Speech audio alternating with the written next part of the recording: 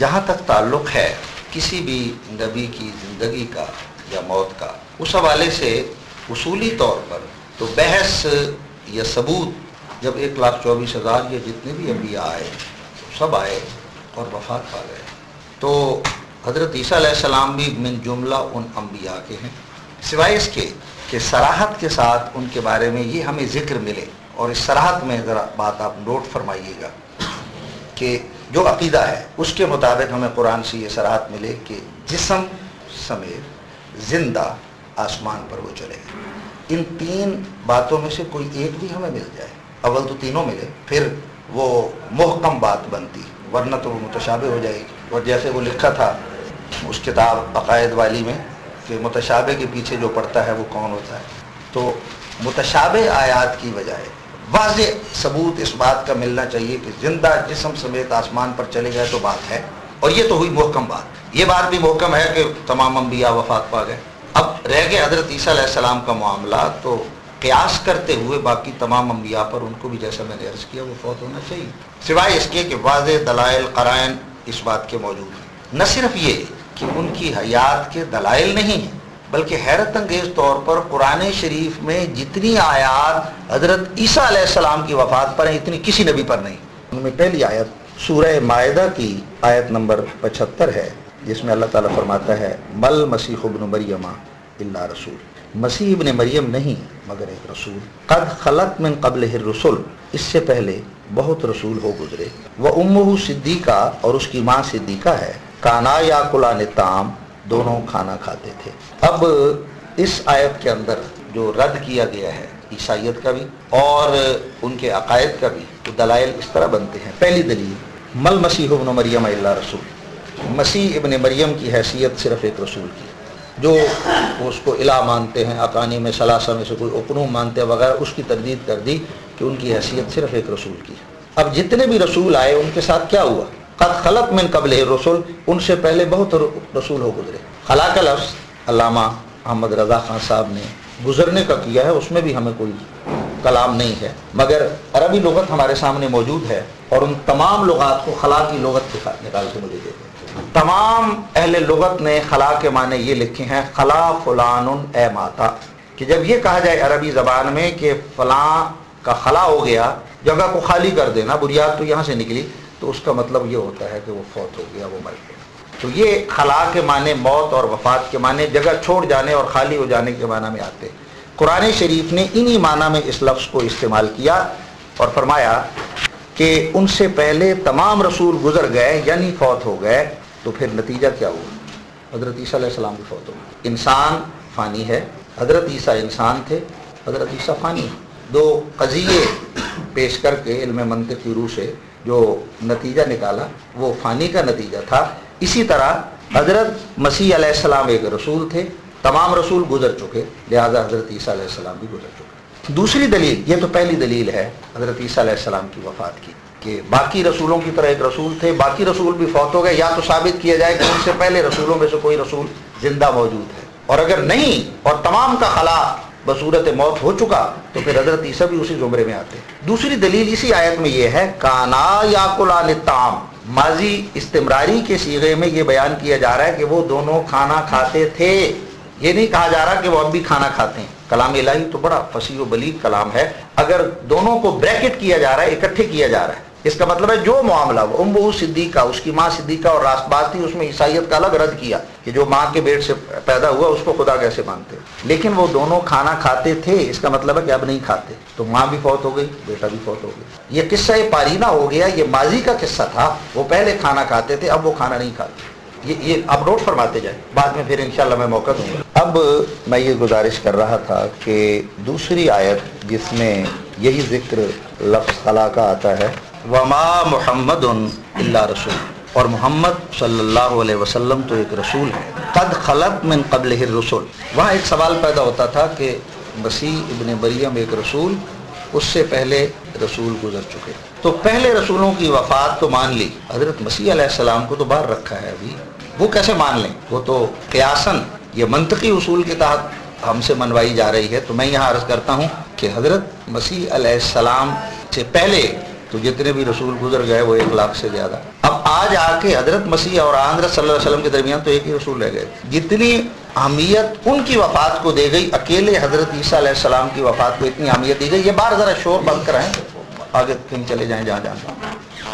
تو یہاں فرمایا محمد صلی اللہ علیہ وسلم ایک رسول ہے، ان سے پہلے اور رسول ہو چکے ہیں. اپائم ماتا، تو کیا اگر وہ انتقال فرمائیں، یہ شہید ہیں، تو تم الٹے پاؤں پھر جاؤ گے، اور جو الٹے پاؤں پھرے گا اللہ کا کچھ نقصان نہ کرے گا، اور ان قریب اللہ شکر کرنے والوں کو صلہ.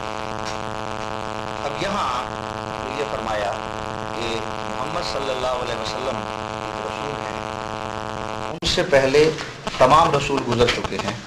یہاں جو اکیلے بچے تھے حضرت عیسیٰ علیہ السلام، ان کی وفات بھی ثابت ہو گئی، کیونکہ جیسا میں نے عرض کیا خلا کے معنوں کے لحاظ سے یہ تمام لغات جو میرے پاس موجود ہے، میں پہلے لغات سے شروع کروں گا، پھر حدیث رسول میں تمام صحابہ کا اور امت محمدیہ کا پہلا اجماع جو اس موضوع پر ہوا ہے وہ بخاری شریف کی روشنی میں آپ کے سامنے رکھنا چاہوں گا. یہ ہے اقرب الموارد. خلا کے معنی لکھے ہیں خلل مکانوں یا خلل مکانو فلان ماتا. ماتا کے معنی علامہ صاحب اقرب الموارد نے لکھے. لسان العرب میں ابن العرابی کہتے ہیں خلا فلان اذا ماتا. جب خلا کا لفظ کسی شخص کے متعلق استعمال ہو تو اس کے معنی ہوتے ہیں کہ وہ فوت ہو گیا، مر گیا، جگہ کو خالی کر گیا. منجد ہمارے سامنے مترجم پڑی ہوئی ہے، یہاں سے بھی نکال لیں خلا کے معنی، مان لیا. تو لغت میں خلا کے معنی ماتا کے ہیں، اس کے لیے لفظ استعمال کر دیتے ہیں گزر گیا، ہو گزرا. ہم بھی کہتے ہیں کہ گزر گئے، وقت گزر گیا، دور گزر گیا، یہ استعمال ہوتا ہے، یہ محاورے ہیں معنی موت. اب اس آیت سے حضور صلی اللہ علیہ وسلم کی وفات کے بعد سمجھا کیا گیا. حضرت صلی اللہ علیہ وسلم رسالت مآب کی جب وفات ہوتی ہے تو صحیح بخاری میں یہ حدیث، کتاب المغازی میں بھی اور دوسری جگہ پر بھی یہ حدیث آئی ہے جس میں ذکر ہے کہ حضرت عمر رضی اللہ عنہ تلوار لے کر کھڑے ہوئے. انہوں نے فرمایا کہ جو بھی کہے گا کہ محمد صلی اللہ علیہ وسلم فوت ہوئے ہیں میں ان کا سر تن سے جدا کر دوں. اور اس قدر اصرار کیا کہ لوگ صحابہ سہم کر بیٹھ گئے. حضرت عمر رضی اللہ عنہ جب مسجد نبوی میں یہ گفتگو فرما رہے تھے تو ابو بکر رضی اللہ عنہ مقام سنا میں تھے، وہاں سے آپ تشریف لائے اور سیدھے حضور پاک صلی اللہ علیہ وسلم کی میت اقدس کی طرف تشریف لے گئے جہاں وہ میت پڑی تھی. وہاں گئے، چادر اٹھائی، حضور صلی اللہ علیہ وسلم کی پیشانی مبارک کو بوسہ دیا اور ایک فقرہ کہا جو بہت اہم فقرہ ہے. فرمایا لن یجمع اللہ علیک موتتین، اے میرے حبیب صلی اللہ علیہ وسلم، اللہ تعالیٰ آپ پر دو موتیں کبھی جمع نہیں کرے گا. اس کے بعد مسجد نبوی میں تشریف لے گئے حضرت ابو بکر رضی اللہ عنہ اور فرمانے لگے علی رسلک ایھا الحالف. وہ جو حلف کھا کر، قسمیں اٹھا کر حضرت عمر رضی اللہ عنہ کہہ رہے تھے کہ رسول اللہ زندہ ہیں. حضرت عمر نے جب آ کر فرمایا علی رسلک ایھا الحالف اور روک دیا ان کو، تو پھر خطبہ دینے کے لیے خود کھڑے ہوئے. اور تشہد کے بعد حضرت ابو بکر رضی اللہ عنہ نے جو خطاب کیا اس میں کمال، وہ جو بصیرت ہے یہاں حضرت ابو بکر رضی اللہ عنہ کی نظر آتی ہے کہ اللہ تعالیٰ کی توحید کے حوالے سے انہوں نے آغاز کیا کہ من کان منکم یعبد محمدا صلی اللہ علیہ وسلم فإن محمدا قد مات. دیکھو اگر تو تم میں سے کوئی عبادت کرتا تھا محمد صلی اللہ علیہ وسلم کی تو پھر یاد رکھو محمد صلی اللہ علیہ وسلم کی وفات ہو گئی، تمہارا خدا مر گیا اگر خدا مانتے تھے. وَمَنْ كَانَ مِنْكُمْ يَعْبُدُ اللَّهَ فَإِنَّهُ حَيٌّ لَا يَمُوتُ.